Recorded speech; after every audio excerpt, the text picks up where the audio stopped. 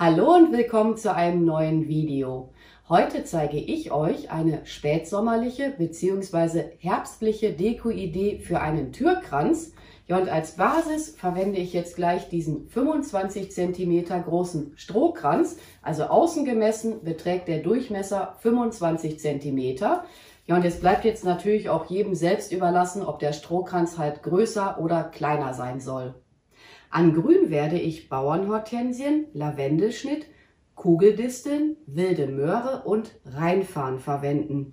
Ich hatte jetzt auch ursprünglich darüber nachgedacht, das Ganze hier mit Bindedraht an dem Kranz zu befestigen.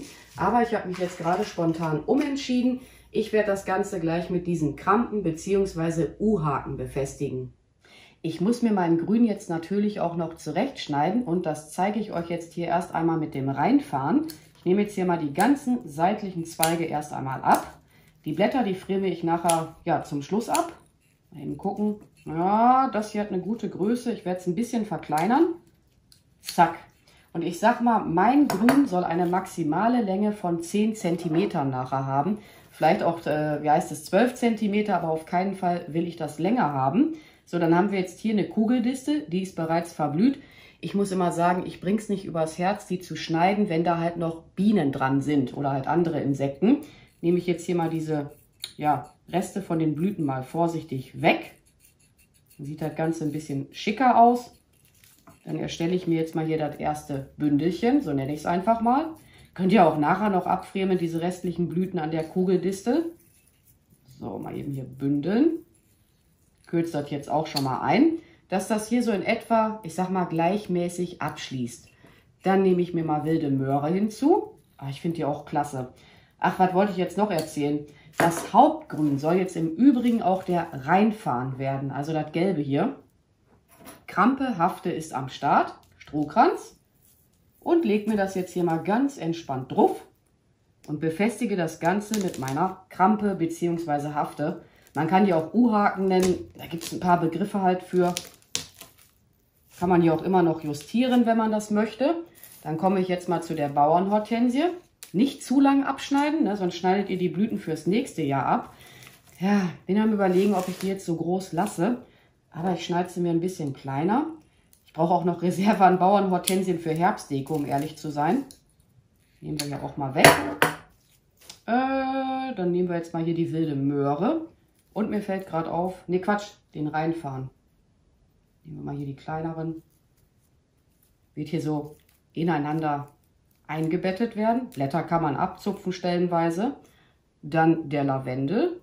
Beim Lavendel gucke ich immer mal, ne, ob ich nur jetzt geht's hier los, ob ich nur einmal Lavendel nehme oder zweimal. Einfach so frei Schnauze arbeiten. Aber bei jedem Bündelchen von Grün oder aus Grün nehme ich Rheinfarn hinzu. Achtet beim Kranz auch immer darauf, dass hier auch die Seiten und auch die Innenseite bedeckt sind. Und dann immer so nach Gefühl feststecken, einarbeiten, wie ihr das halt letzten Endes leiden mögt. Den machen wir mal hier schon mal an die Seite. Halte ich jetzt hier mal beieinander fest.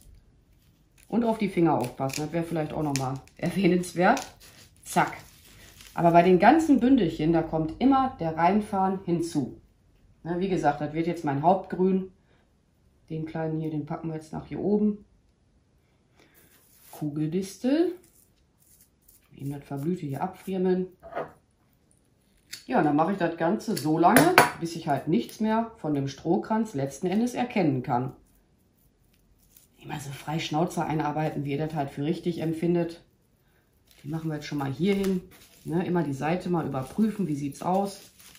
Ach, vielleicht sollte ich auch hier die wilde Möhre mal einkürzen. Um ehrlich zu sein, hatte ich jetzt gerade ganz stumpf vergessen. Zack. Krampe, Hafte. Gehst du wohl da rein? Ja, manchmal sind die auch ein bisschen zickig.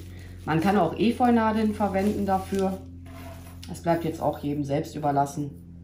Machen wir mal hier Lavendel. Könnte ich auch mal wieder mit Rheinfarn mischen. Ne? Und ich werde das aber jetzt hier auch mal für euch beschleunigen. So viel kann ich da jetzt auch nicht mehr wirklich zu erzählen.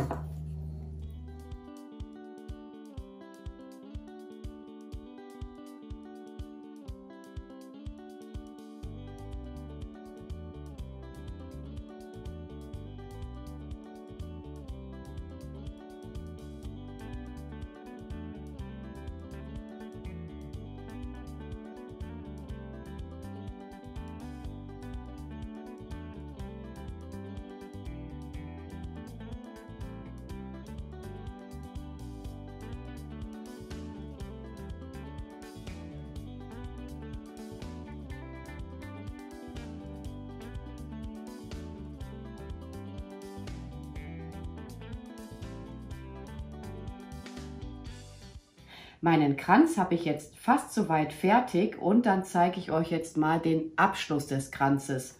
Dazu hebe ich jetzt den Anfang des Kranzes an und lege mir das Grün hier mal so vorsichtig drunter. Ist jetzt auch ein bisschen friemelig, im Zweifel einfach mal zu zweit machen. Krampe habe ich jetzt schon am Start. So, muss ich erst in der Hand wieder frei haben. Manchmal wollen die Krampen nicht so, wie ich möchte. So, das hier mal eben zurechtlegen. Ihr könnt auch das Grün immer ein bisschen noch hinausziehen, ne, wenn der, ich sag mal, der Lavendel verschütt gegangen sein sollte. Ich habe den Lavendel, muss ich jetzt gestehen, mehr so kreuz und quer einfach eingearbeitet. Mal habe ich den eingearbeitet, mal habe ich den weggelassen. Genauso war das eigentlich jetzt auch bei den Kugeldisteln. Hier ist jetzt wieder der Anfang. So, Krampe, komm mal her. Aber ich denke, der ist ganz cool geworden, der Kranz. Theoretisch gesehen könnte man das jetzt ja eigentlich auch nur so drauflegen, aber ich gehe jetzt lieber auf Nummer sicher und stecke es fest. Und dann haben wir hier noch eine letzte wilde Möhre. Das hat aber auch so gerade gepasst mit dem Grün, aber wirklich so gerade, muss ich jetzt auch gestehen. So. Geh's mal rein, danke. Das macht doch einen guten Eindruck. Ich sehe, hier ist irgend so ein Zeug von dem Kranz. Ja, das schneide ich nachher ab. Jetzt bin ich am Überlegen, will ich den aufhängen oder vielleicht doch hinlegen? Aber ich denke, der macht sich schon richtig gut. Ja, einfach auch mal so zurechtschuckeln. Wenn ihr jetzt an Stellen Grün vergessen haben solltet, so rum, dann könnt ihr auch die Materialien einfach nur hineinstecken. Ich nehme jetzt mal das hier als Beispiel. Zack, wirklich nur hineinstecken. Aber ich habe jetzt hier auch definitiv kein Material mehr zur Verfügung. Ich könnte mir jetzt zur Not noch ein paar Hortensien schneiden. Was ist denn das hier? Das können wir ja eigentlich mal alles eben auf den Boden. Das hat schöner, wenn man eine Werkstatt hat. Nee, aber noch mehr werde ich jetzt hier an dem Kranz nicht einarbeiten. Ansonsten werdet ihr das ja gleich sehen, falls das Video weiterlaufen sollte. Ich habe mich jetzt doch dazu entschieden, diesen Kranz als Türkranz zu verwenden. Allerdings habe ich im ganzen Eifer vergessen, da mal ein Band dran zu befestigen. Wenn euch das auch passieren sollte, das kann man jetzt einfach noch nachträglich hier ganz entspannt mit einer Krampe befestigen. Also halt dieses Band ist irgendeine Schnur aus irgendeinem vorherigen Projekt. Fragt mich jetzt nicht aus welchem. Ich mache jetzt hier mal sicherheitshalber noch eine Krampe dran. Machen wir das mal so. Und was wollte ich noch sagen? Falls man euren Kranz auch von unten sehen, also hier diese Rückseite sehen sollte, die natürlich dann auch mit Material bedecken. Ja, wenn der gleich an der Tür hängt, ne, dann schmiegt der sich ja so an. Und noch mehr werde ich daran jetzt nicht einarbeiten.